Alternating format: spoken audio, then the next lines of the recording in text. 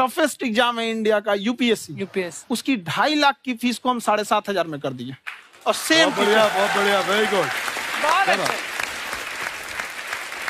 और इंडिया के सबसे बेस्ट टीचर के साथ जो भी हैं वो अपने सब्जेक्ट में उससे बेस्ट इंडिया में कोई नहीं। और इतना के बावजूद ऐसे हम लोग को लगता होगा 7,500 बहुत कम है। एक लड़की ने कहा कि सर शाम वाले बैच को ना मॉर्निंग में कर दीजिए। हम कहे बाबू तो इतना सबके इंडिविजुअल से तो बैच ट्रांसफर नहीं, तो क्या प्रॉब्लम है? उसने कहा ना शाम में हमको दूसरे के यहाँ बर्तन मांजने जाना होता है। तो हम लोग को लगता है कि जितना ये तकलीफ है इससे कई गुना ज्यादा है। और कई बार तो ऐसा लगता है कि वो भी ना ले। एक लड़का बेचारा नदी से बालू निकालता था और वो बालू को भरता था, फिर नाव बालू को किनारे लेके बेचती थी और वो बालू भरता था, उससे मेरी फीस ले आया। हमारा हाथ कांप गया, हम कैसे फीस ले लेंगे यहाँ पर। बहुत बढ़िया। उसी दिन हमने ये प्रण लिया था कि भारत का कोई भी बच्चा उसके सफलता में पैसा उसकी बाधा नहीं बनेगी, चाहे उसको जितना भी पढ़ना रहे यहाँ पर। क्या बात। और अर्चना जी मैं इनके बारे में एक बात, खान सर आपके बारे में मैं एक बात कहना चाहता हूँ। इनका जो स्टार्टअप है ये बूटस्ट्रैप्ड है। अच्छा, मैं साधारण भाषा में बता देता हूँ, ये सेल्फ फंडेड है। इन्होंने अभी तक किसी और से पैसा नहीं लिया है, ये इन्वेस्टर के पैसे से नहीं, इन्होंने खुद इसको बिल्ड किया है। और बल्कि इतना स्ट्रॉन्ग स्टार्टअप है ये कि मैं कहूंगा कि अगर इन्वेस्टर्स को इन्वेस्ट करना हो तो मैं इंडोर्स करता हूँ ऐसे स्टार्टअप्स को। यही सब चीजों को देखते हुए कई लोगों ने धमकी भी दिया था वहां पर। अच्छा। और उसके बाद बम चला दिए और 7-8 बम चला दिए और कुछ ब्लास्ट हुआ। एक बेचारा नया लड़का आया था एडमिशन लेने के लिए, उसकी स्कूटी उड़ा दिया। वो आया था कहा कि सर हम तो पढ़ने आए थे, हमारा स्कूटी उड़ गया। हमारी ऑफिस उड़ा दिया सब। एक तो पास में आके गिरा और नहीं फटा वो।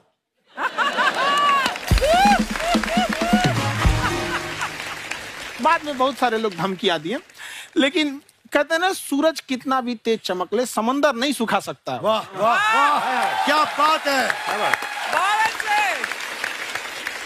मैम एक्चुअली ये फीस कम करने का एक और रीजन है।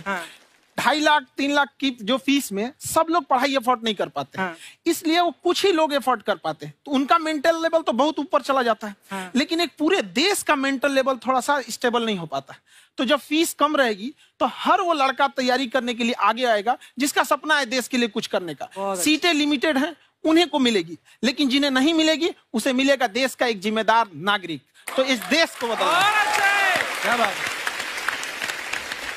हम लोग विश्व गुरु कहे जाते थे, क्यों? क्योंकि दुनिया से लोग हमारे यहाँ पढ़ने आए थे। चाइना से ह्वेनसांग आया, फायान आया, आज कोई नहीं आता है। हम लोग का उद्देश्य एक समय आएगा जो फिर आएंगे यहाँ पढ़ने के लिए। क्या बात है। पर आप देखो अर्चना जी, सबसे ज्यादा आईपीएस आईएएस बिहार से निकलते हैं। आप देखो पढ़ाई लिखाई में पॉलिटिशियन बहुत बड़े बड़े निकले हैं। तो ऐसा नहीं है, हर जगह ऑप्शन भी नहीं है वहाँ पे, इंडस्ट्री नहीं है, खेती करेगा तो कोई खास वो नहीं रहे, ऑप्शन भी नहीं है। सही बात है। बिहार की मिट्टी में एक चीज है, जिद तो बहुत जबरदस्त है। कुछ भी नहीं रहेगा तो सब कुछ पाने का उसको जिद रहेगा, करके भी दिखा देगा। वहाँ पे कर देंगे हम यहाँ पे। विवेक सर, आपके बारे में हमने सुना एक बार आप संन्यास लेने चले गए थे। कौन वापस लेके आया आपको? फिर कहाँ तक पहुंच गए थे आप? नहीं, मैं एमबीए की पढ़ाई के बाद मैं ये सोचा था कि अपना जीवन भगवान की सेवा में समर्पित कर दूं। अच्छा जी। बहुत साल मैं वृंदावन में रहा था और गुरुकुल में रहा था। अच्छा। और वहाँ सेवा करना बहुत अच्छी शिक्षा मिली। मैं बोलता हूँ मेरी असली एमबीए वही थी, मोस्ट ब्यूटीफुल एसोसिएशन। वाह। और मैं वहाँ भगवत गीता पढ़ी, जहाँ मुझे गीता से लगाव हुआ। तो मेरे गुरुजी का आदेश था कि आप भगवत गीता को बिजनेस मैनेजमेंट के साथ जोड़ के देश दुनिया में बताओ। मेरे को लगा बड़ा मुश्किल काम है। मैंने बाद में देखा कि डॉक्टर स्टीफन कॉवी, जिनकी किताब है 7 habits of highly effective people, आप सबने पढ़ी होगी, उन्होंने बोला मैंने 7 हैबिट भगवत गीता से लिए। और हमारे देश के लोग ऐसे हैं जो मेरी किताब पढ़ते हैं, जो कि 3.5 मिलियन कॉपीज बिक चुकी हैं, और भारत में भगवत गीता नहीं पढ़ते। तो मुझे लगा कि मैं गीता विद मैनेजमेंट के ऊपर आकर के बातचीत करूं। मुझे लगा बहुत कठिन होगा, पर मेरे गुरुजी का आदेश था कि कठिनाई आपको तभी तक दिखेगी जब कठिनाई को देखोगे। तो एक छोटा उन्होंने मुझे बताया, पूछा कि इस कमरे में लाल रंग कितनी जगह है, देखो आप भी एक बार जरा देख के बताओ। 7-8 जगह लाल रंग दिख रहा है यहाँ पे आपको? 1 ये 2, वो लाल रंग टी शर्ट पे 3 4 5, ये लाल हो गया 6, उधर लाल हो गया 7, एप्पल लाल, बिल्कुल ठीक 7। पर जब आप लाल रंग ढूंढ रहे थे तो क्या आपको हरा रंग दिख रहा था? Yes no? नहीं। जब आप लाल रंग ढूंढ रहे थे तो क्या आपको काला रंग दिख रहा था? Yes no? नहीं। नो। जिंदगी भी ऐसी है, जो ढूंढोगे वही मिलेगा, बाकी कुछ नहीं मिलेगा। तो उन्होंने कहा कि आप इसी सोल्यूशन पे फोकस करो और गीता के मैसेज को पहुंचाओ। तो मैं बिजनेस मैनेजमेंट के प्रोग्राम्स कॉर्पोरेट्स में करने शुरू किए, क्योंकि गीता पहला मोटिवेशनल सेमिनार जो पृथ्वी के इतिहास में कपिल जी हुआ, वो कृष्ण ने दिया था। पहले मोटिवेशनल स्पीकर इस पृथ्वी के इतिहास के कृष्ण थे, जिन्होंने अर्जुन को रणभूमि में मोटिवेट किया था। बड़ी पेशेंस कृष्ण ने अपने लीडरशिप क्वालिटी से दिखाई, वो मुझसे मुझे बड़ा इंस्पायर किया, वो चर्चा ने इंस्पायर किया और डिस्कशन ने इंस्पायर किया। तो उस डिस्कशन को मैं आज भी लेके चलता हूं अपने साथ। कहां सर, हमने सुना है आप 5 स्टार में रुके थे कल और नीचे जाके वड़ा पाव खाने गए आप रेहड़ी पे। एक्चुअली क्या है ना कि वहां जो चीजें सीखने को मिलती है ना, खाली पेट और खाली जेब इंसान को जो सिखाते हैं वो किसी यूनिवर्सिटी कॉलेज में नहीं सिखाया जाता। और गरीबी बड़ा बेशरम चीज होती है। तो कहते हैं कि मौत भी तू जल्दी आया कर गरीब के घर में, कफन का पैसा भी खर्च होता है दवाइयां खरीदते खरीदते। हाय हाय हाय, क्या बात है।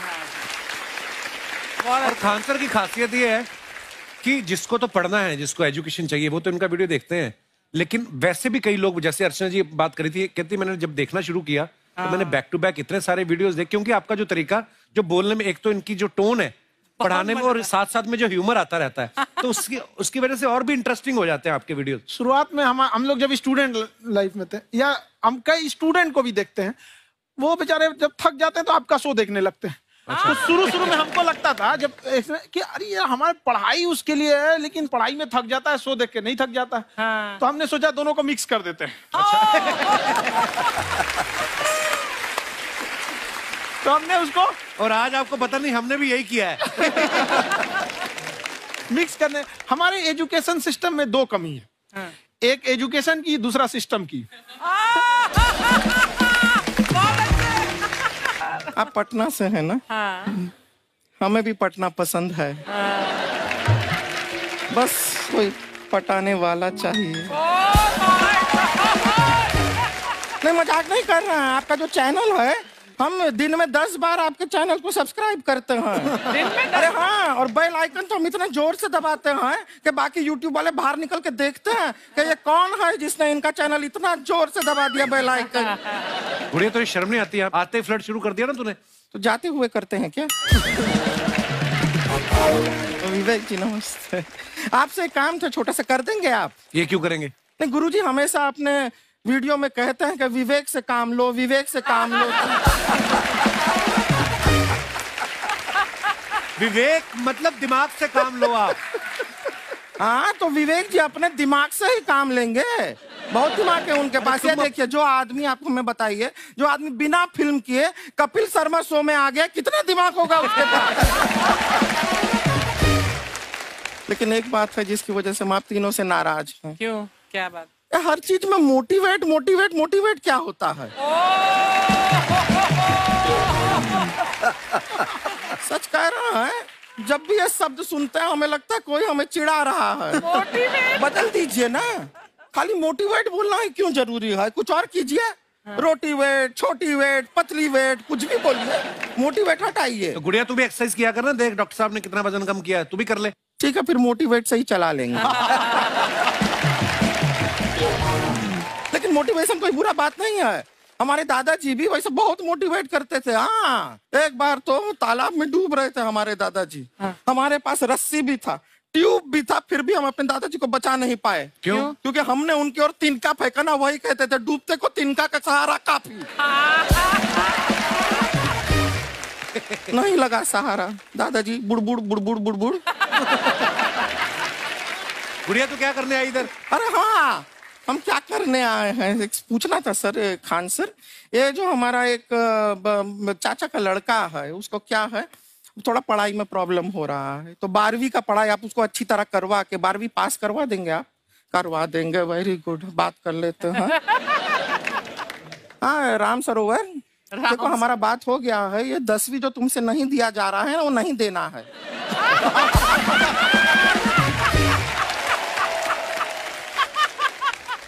टेंशन नहीं है, 10वीं का खान सर से बात हुआ, ये सीधा 12वीं पढ़ा के पास कर देंगे। अरे ऐसे नहीं होता, पहले 10वीं पास करनी पड़ेगी, फिर 12वीं होगी ना।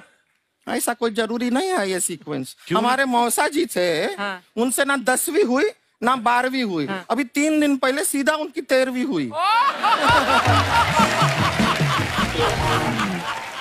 एक्चुअली क्या है, पढ़ाई लिखाई का हमको बहुत ज्यादा नॉलेज है नहीं। गांव में पढ़े हैं ना सर।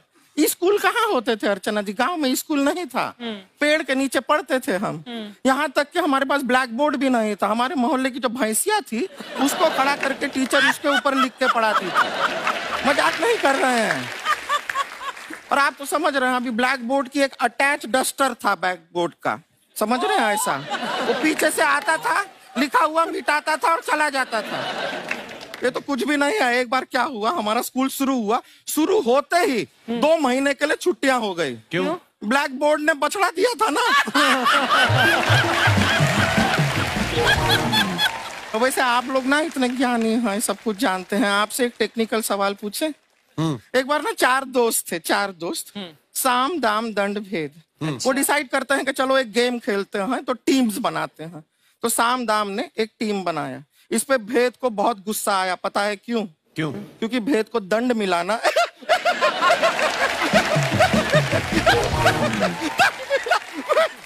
ये सिर्फ हंसती नहीं है सर, थोड़ा सा पेट्रोल पिला दो स्टार्ट भी हो जाती है।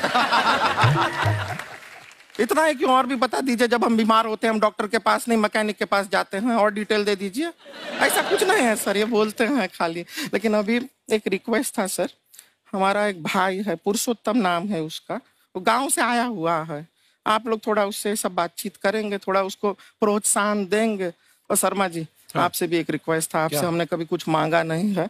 पुरुषोत्तम आएगा ना, एक बार बस उससे कह दीजिएगा, पुरुषोत्तम तुम कितने हैंडसम हो। मैंने देखा ही नहीं अभी तक। तो देख के बस बोल दीजिएगा तुम कितने हैंडसम हो, ऐसा बोल दीजिएगा प्लीज। ठीक है, हम बुला लेते हैं पुरुषोत्तम।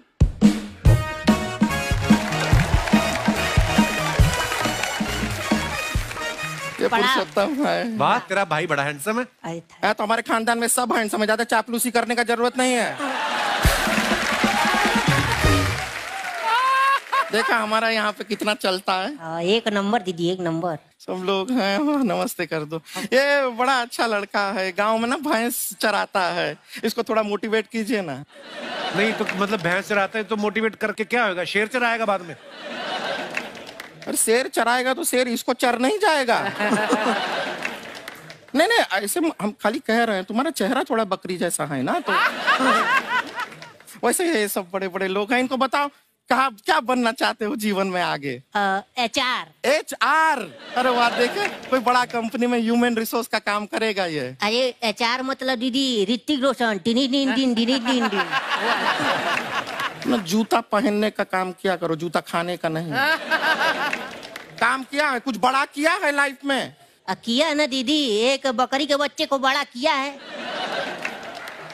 तो क्या जिराफ बना दिया बकरी के बच्चे को? अरे कुछ अलग किया है। हाँ दीदी, अलग किया है। वही बकरी का बच्चा भैंस का दूध पीने जा रहा है, तो हमने उसको अलग किया है। इससे नहीं होगा, मैं रहने दो, इधर आओ। ये देखो इतना बड़ा बड़ा लोग बैठा है, इनके सामने ऐसा बातें करोगे? इनसे मिलो, इनसे मिलो। विवेक जी तो कितना मार्केट के बारे में भी जानते हैं, मार्केट का कोई सवाल पूछो इनसे। सर परसों जो है मार्केट में हमारी साइकिल गायब हो गई, आपने देखा है क्या? हमारी साइकिल गायब हुई ना? हाँ। इसलिए दिमाग से पैदल हो तुम। पैदल समझते हो? हाँ। चल लोगे? 20 कदम चलोगे? हाँ। घूमो जरा, अभी 20 कदम चल के दिखाओ। निकलो।